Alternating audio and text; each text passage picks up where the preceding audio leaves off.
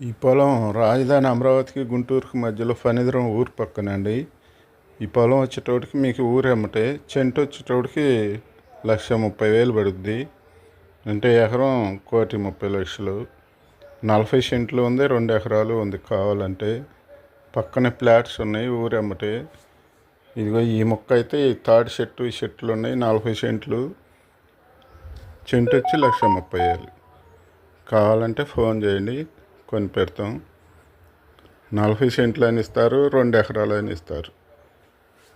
గుంటూరు అమరావతి. వెనకటి రోజుల్లో 40-50 ఏళ్ల క్రితం చిన్నప్పుడు వర్షాలు ముసుర్లు పెట్టాయి నెల రోజులు.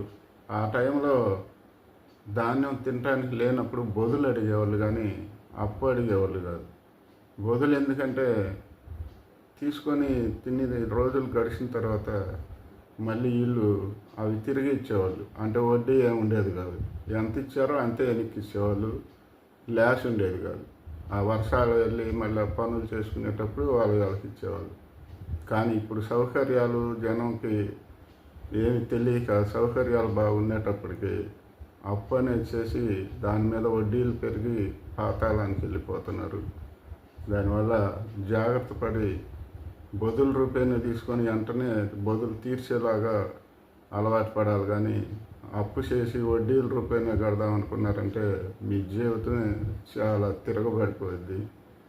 జాగ్రత్తగా ఉండి ఫ్యామిలీని కాపాడుకోవాలి. ఇన్వెస్ట్మెంట్ కష్టపడిన డబ్బుల్లో ఎంత ఉంటే అంతే ఇన్వెస్ట్మెంట్ చేసుకోండి. దాంట్లో వచ్చిన లాభం మనకి ఎక్కువ రోజులు గడిచినా చాలా డబ్బులు వస్తాయి. సంతోషంగా లాభాలు పొందుతారు.